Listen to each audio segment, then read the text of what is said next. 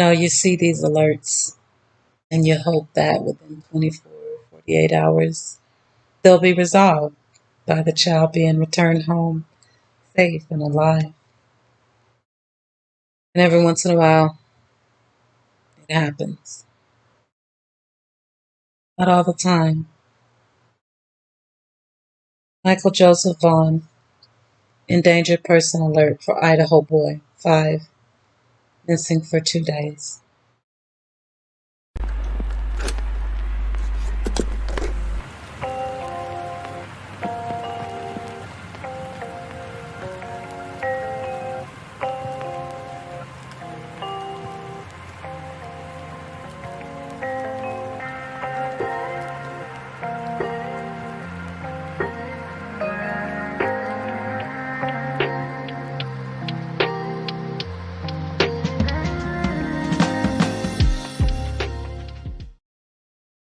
Michael Joseph Vaughn was last seen near Southwest 9th Street and South Arizona Avenue in Fruitland.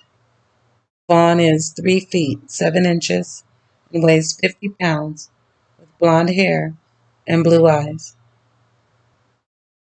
We start with an urgent story. New overnight, Idaho State Police issued an endangered missing person alert on behalf of the Fruitland Police Department for a little boy. And the reason this is so critical, this is a little boy, a 5-year-old child. Fruitland Police looking for this little guy, 5-year-old Michael Vaughn, last seen in the area of Southwest 9th and Arizona in Fruitland. He has blonde hair, blue eyes. He's about 3'7".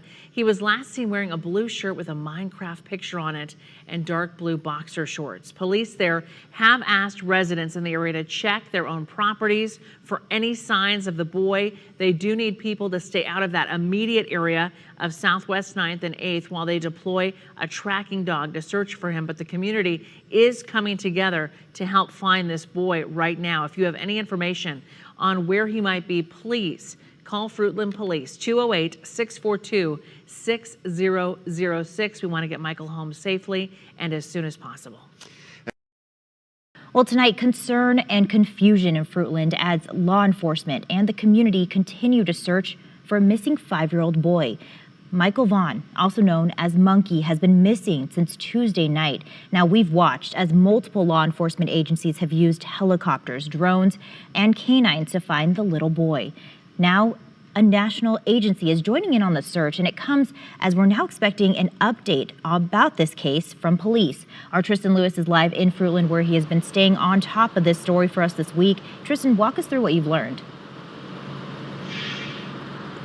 Shira, the National Center for Missing and Exploited Children say they have a team on location in Fruitland. That team is known as Team Adam. They help with local law enforcement agencies on their search, spread awareness of children's disappearances, and help families during this devastating time.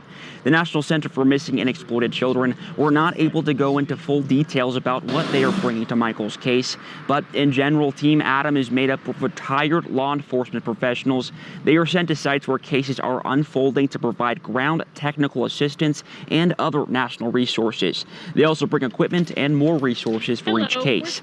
And while Team Adam is currently on location, the Idaho Army National Guard was in the area Wednesday, also aiding in search efforts. They were asked to use one of their UH-72A Lakota search and rescue helicopters. Our crew conducted a thorough search of the area of interest, but unfortunately they were unable to locate the missing boy. The Idaho Army National Guard was soon after called off the search. Lieutenant Borders tells me they get their requests for these types of operations from the Air Force Rescue Center in Florida.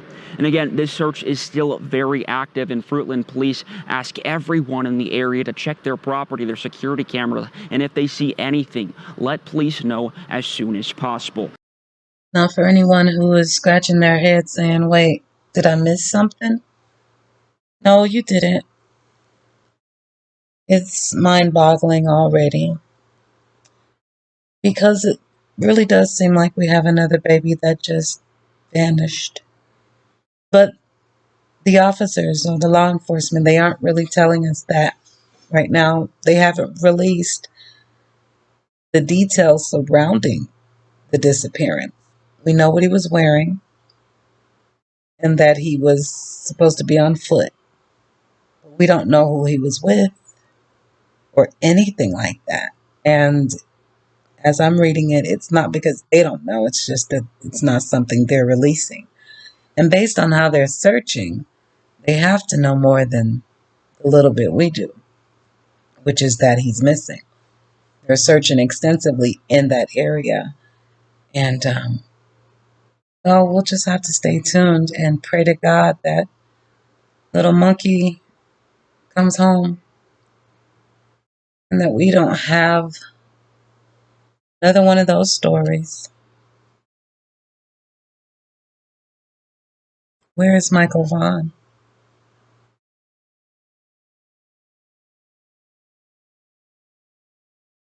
Well, it's been nearly 5 days, and tonight still no sign of 5-year-old Fruitland boy Michael Vaughn. Multiple agencies from here in Idaho and across the country, like Idaho Mountain Search and Rescue and the FBI, are all helping, trying to find Michael.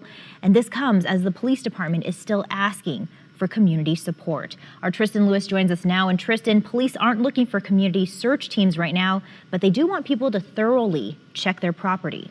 Yeah, Shira, Fruitland police are asking neighbors in the area to check in crawl spaces, trailers, vehicles, and take a look at any security camera footage. If you see anything, they want you to contact them as soon as possible.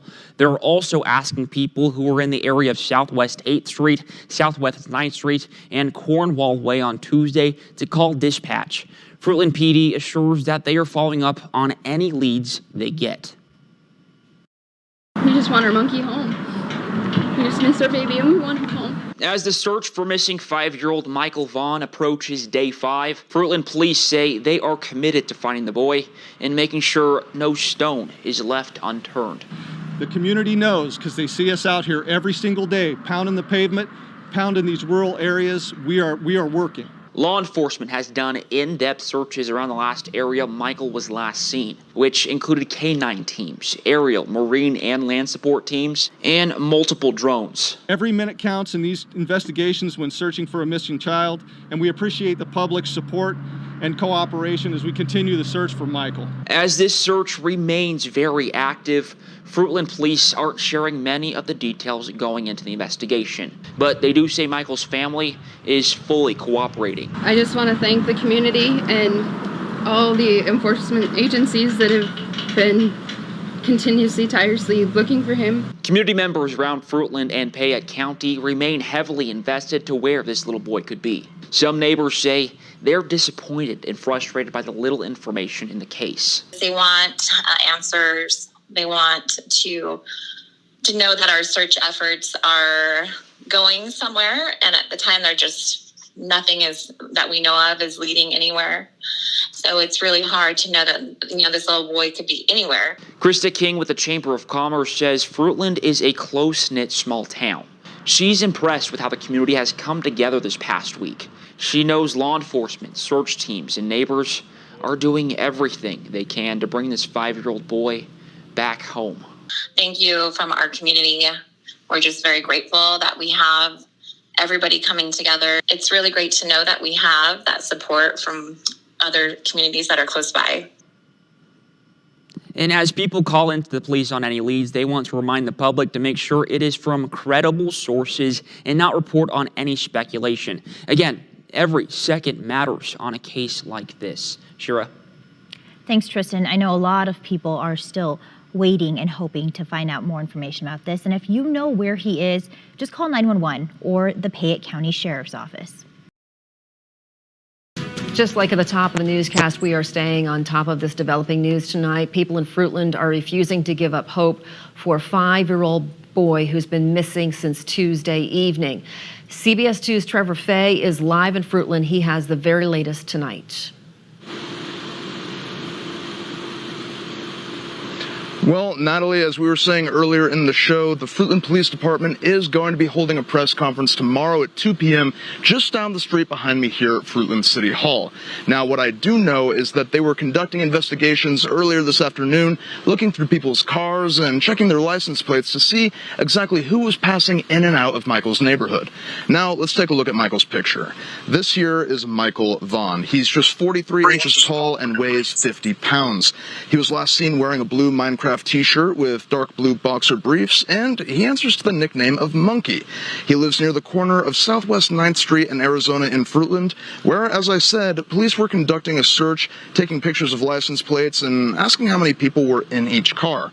Anyone with information about Michael is asked to call the Fruitland Police Department using the number here on the bottom of your screen. Fruitland Police are holding that press conference, as I said, tomorrow at 2 p.m. right here at Fruitland City Hall. And another good thing to mention is that many folks are conducting their own investigations, trying to find Michael anywhere that he might be in the town of Fruitland. But police do ask that you just respect people's privacy and their private property, and make sure to get permission before looking through private yards and residences. Reporting live in Fruitland, Trevor Fay, CBS 2 News.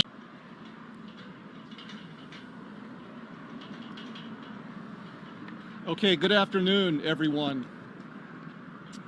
My name is J.D. Huff, and I'm the Chief of Police for the City of Fruitland. And I just want to start out by saying thank you for attending today.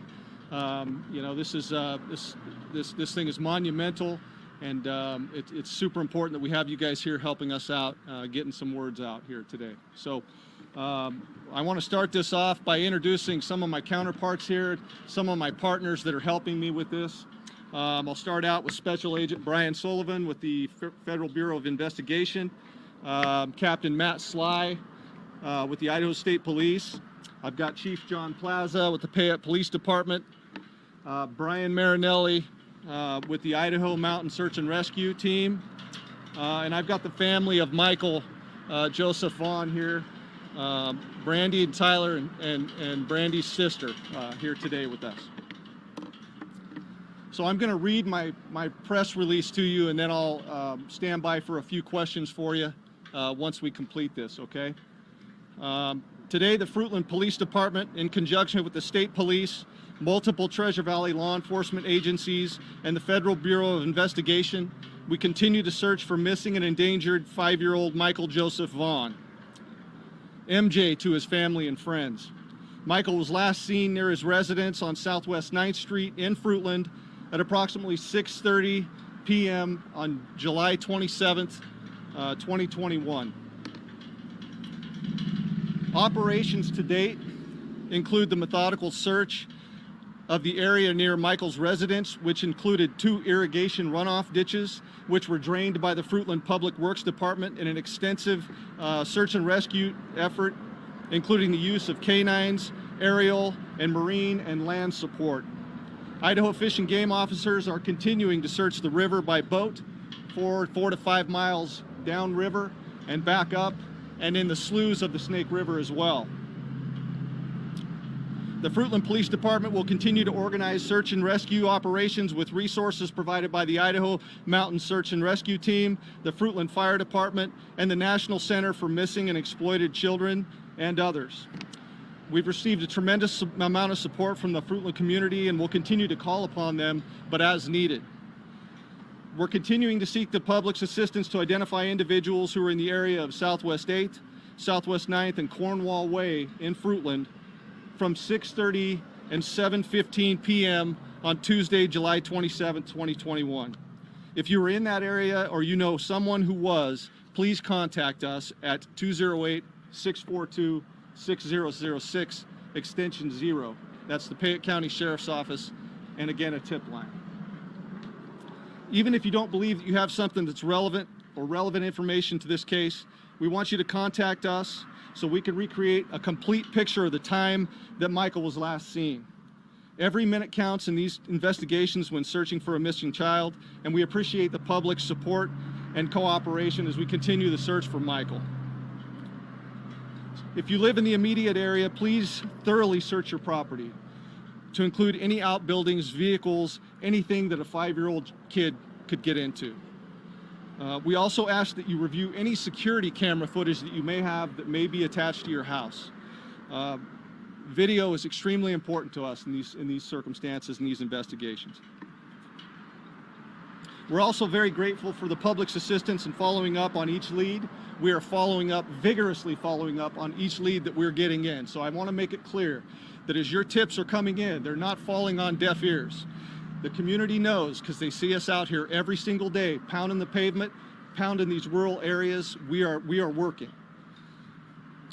We're committed to finding Michael, and we're not going to leave any stones unturned. So you need to understand that the investigation of this child we're using every resource, and it's very intense. We ask that the community only report information from credible sources to law enforcement. And as we know, that if we're just coming up with speculation, it causes rumors, and we'd like to have factual information. So please help us out that way so we can chase down factual leads.